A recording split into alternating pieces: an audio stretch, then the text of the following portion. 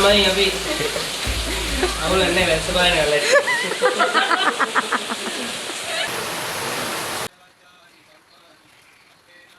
උමි හරියම වගේ දාමු ඊට මදි වේද කෑකූලියේ.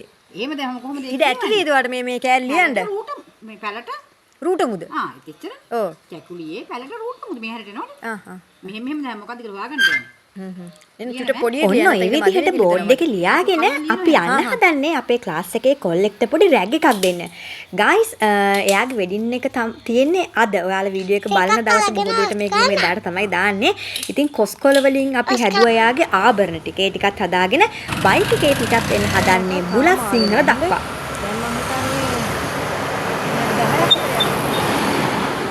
තව එකෙක් එනකම් මගට වෙලා ඉඳියා. ඔයාලා දන්නවා. ඌ එනකම් මගටලා ඉඳියා. ඉතින් ඌ එන ටිකක් පරක් වුණා. කොහොම හරි ඒකත් එක්ක අපි ආවා දුලාරිගේ ගෙදරට. දුලාරි තමයි ඩ්‍රෙස් එක හදලා තිබුණේ. මගෙන් ආභරණ උගෙන් ඇඳුම. සහ එයා තමයි මංගල මාලය නිර්මාණය කර තිබුණේ. මංගල මාල නෙමෙයි. ඒක තමයි කැකුලාගේ මාලය.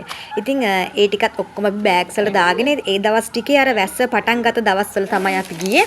ඉතින් එතකොට මේ කොයි වෙලේ කොහොම වහිද කියලා මේව එකක් තිබුණේ නැහැ. හැබැයි ඉතින් හවස් වල වැස්ස. දැන් පොල් කොළු ටික විසික් කළා මේ පැත්තට. අනේ කැලේ අපෝ. කැරි කසල සේරම ටික ඉවත් කරලා අපි ඇවිල්ලා පොඩ්ඩක් විවේක ගත්තා. මොකද තව එකෙක් එන්න නියමිත. අපි ඉතින් හදිස්සිය තමයි මේ විදිහට කට්ටිය සෙට් උනේ ගිහින් මෙහෙම දෙයක් කරමුයි කියලා. ඕන් අනිත් එක්කෙනත් ආවා. අර දැක්කනේ කලින් එක්කෙනා වාඩි වෙලා සැපවට ඉඳිය හැටි WhatsApp එකේ ගිහින්.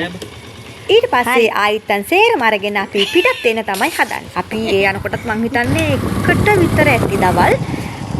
ඔහොම යනකොට ඉතින් ඔන්න සපත්තු පදින අයියෙකුත් හම්බුණා. මං හිතන්නේ මල්ලියෙක් වෙන්න ඇති.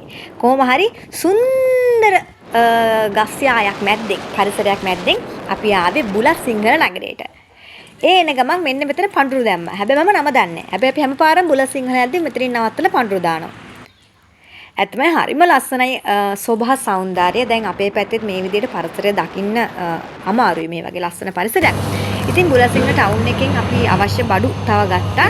ඒන ගමන් මම අපේ පුංචි කුෂීට අර පැන රස බිස්කට් මොනවද ඒවට කියන්නේ ගෙයින් පැකට් එකක් අරගත්තා. මොකද හවසට ඕවා ෂුවර් නැති නිසා.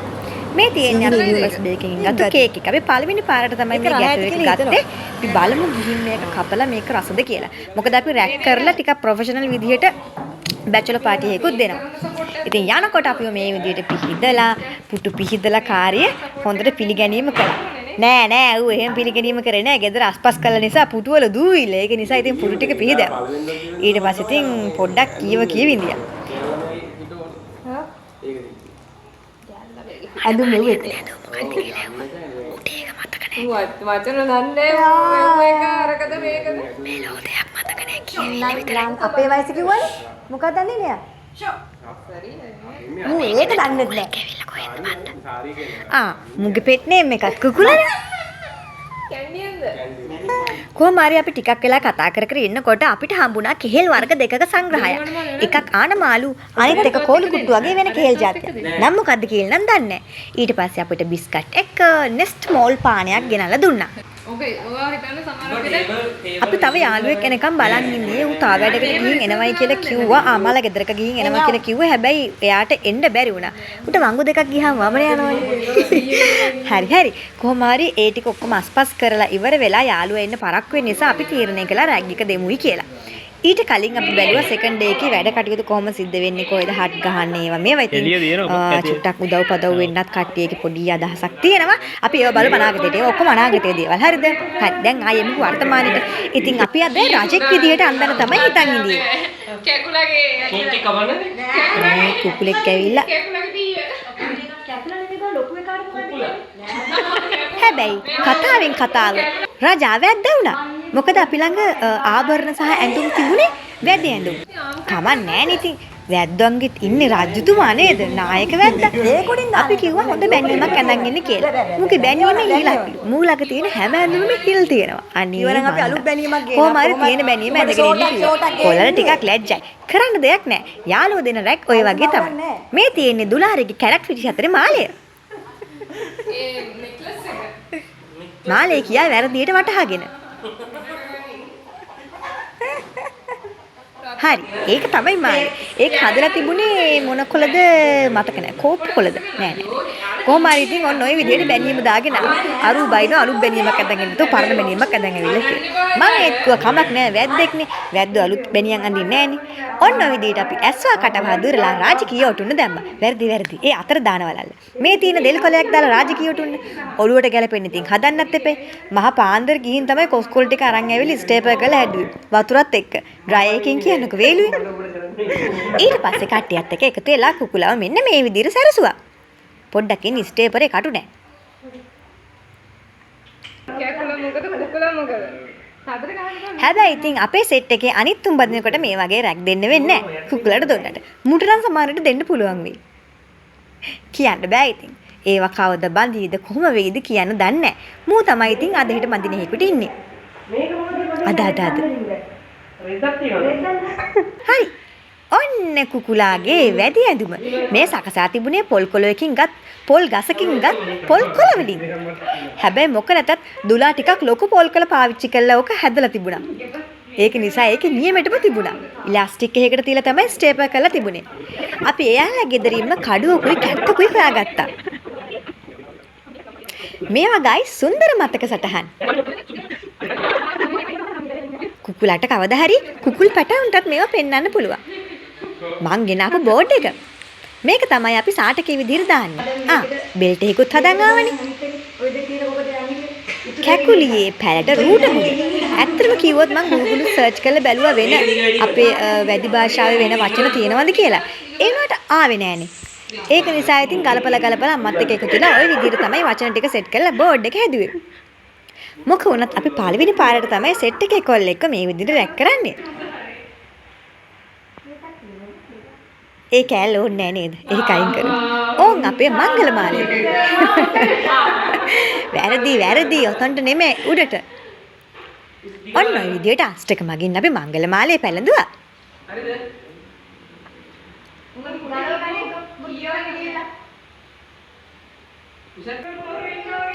ඊට පස්සේ පුංචි ෆොටෝස් ටිකක් අරගත්තා ස්ටේටස් දාන්න. ඔන්න කැත්ත දුන්නා. ඔන්න පොරෝ දුන්නා.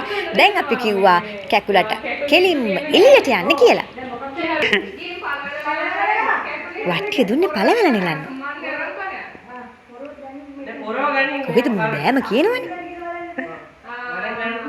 අන්තිමට ඉතින් කොහොම හරි වටෙන් පොඩෙන් කැමති කරගෙන අපි මෙයාව එළියට එක්කගෙන ගියා. වාඩි වුණාම දිස්සෙන්නේ ওই විදියට. නියම වලි කුකුලා වගේ. නෑනේ ඔය වගේ සතෙක් අර සත්තුවත්තේ ඇතුල් වෙන තැනම අර බෙල්ල දිග කොකත් එක්ක ඉන්නේ ලොකු පිටිපස්සක් තියෙන මේ පැස්බරාද? පැස්බරානේ. අන්න ඒ වගේ නේද වාඩි වුණාම. අර කූඹි කන්නේ. අන්තිමට තින් පළවැල කිය ජම්බු ටිකක් කැඩුවා. දර බලන්නත් එපේ. පොඩ්ඩ ඉන්න. ශක්තිමත් විදියට පැලුවට මොකෝ පොරව ගලව ගන්න බෑනේ. වැද්දෙක් වුණාට වැඩක් නෑ. ඔය බලන්නකෝ. ඔය හේ නිකන් පොල් කට්ටක්වත් පැලෙයිද බන්ද ඔය ගහන ගැහිල්ලට. ඉන්න කල්සම් බහිනවනේ. සබ්ද දාමු. හරි. ඊට පස්සේ අපේ විනෝඩ්ට ඒ වත්තේම තිබිලා තැඹිලි ගෙඩියක් හම්බුණා. හිචි ගගා අපි තැඹිලි ගෙඩිය තරංග ආවා.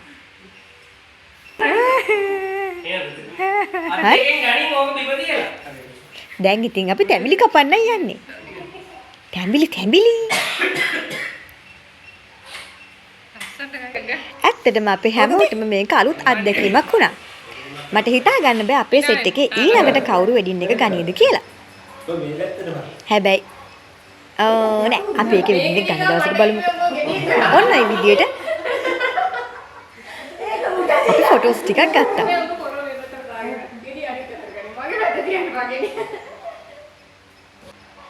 ඔයාලට මොකද හිතුනේ? ඔයාලත් මේ වගේ රැක් කරලා තියෙනවද? කිසි වැඩි ගතියක් නැහැ. කොහොම හරි දඩි පිටි ගාලා ඇඳුම නම් ගලවලා දැම්මා. මේක ටිකක් දිග වැඩි වෙයි හරිද? බලන්නකෝ කම්මැලි නෑ. අම්මේ මම හිතුවා රීසියක. මේ මොන මගුලේ යනවද බන්දා. ඊට පස්සේ අපි කට්ටිය ආයේ ප්‍රොෆෙෂනල් විදියට කේක් කපන්න යන්නේ. ගායිස් ඉතින් ඉටිපන්දම් ගෙනාවේ නෑ. අපි මේක තවත් හොඳට කරන්න හිතුවා. නමුත් ටයිම් නෑ. මොකද මේක බොහෝම කලබලයේ සිද්ධ වෙච්ච වැඩක්.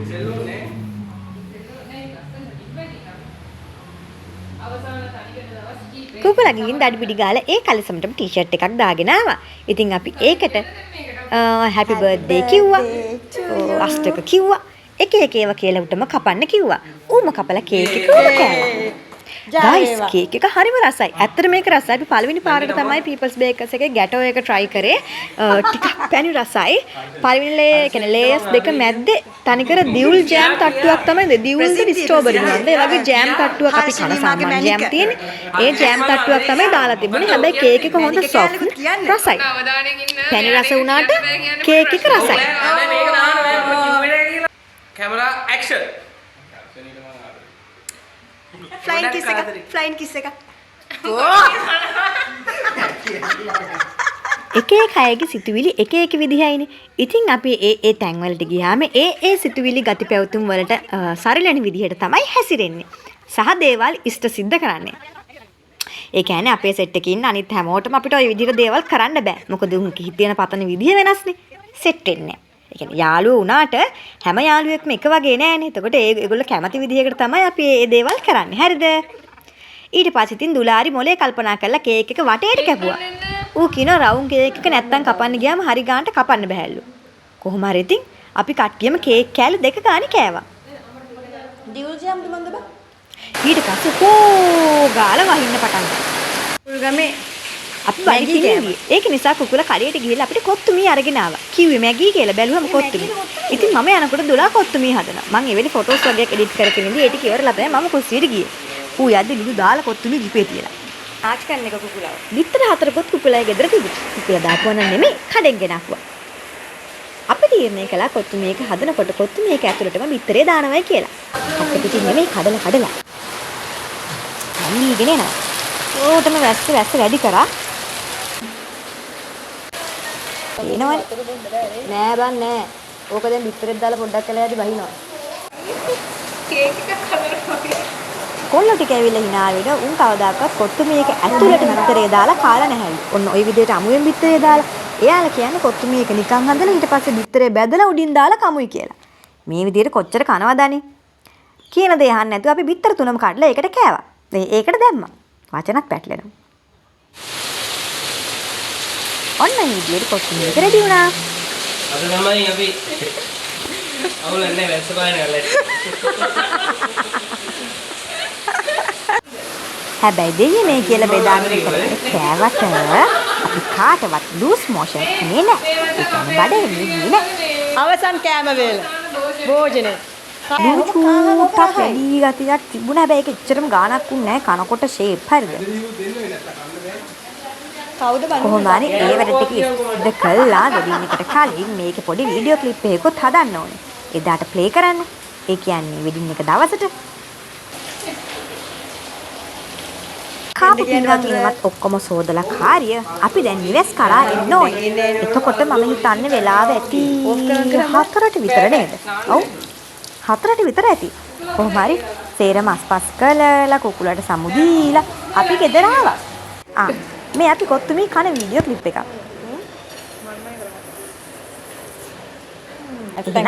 අපි වෙඩින් එකේ වීඩියෝ එකෙන් හමු වෙමු.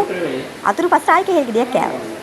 ඔයාලා හැමෝටම සුබ දවසක්. යද්දි වේරෙනවා එද්දි නානවා. හරි සරලයි. මුරෙන් කොට් එක අරන් ඇවිත් යන්නේ. ඒක නිසා ගෙදර තිබිච්ච shopping bag එකක් අරලා තමයි ඔළුවට දැම්මේ. එනකොට නම් ටිකක් පායලා මේ කල්පනා කළේ මොකක්ද අඳින්න කියලා. හරි දැන් ඇඳලා ඉවරයි. ඊළඟ vlog එකෙන් බලමුකෝ. වෙඩින් එකේ මොකද උනේ කියලා රසබර වීඩියෝ එකකින් එහෙනම් හමු වෙමු. ඕන් ගියා.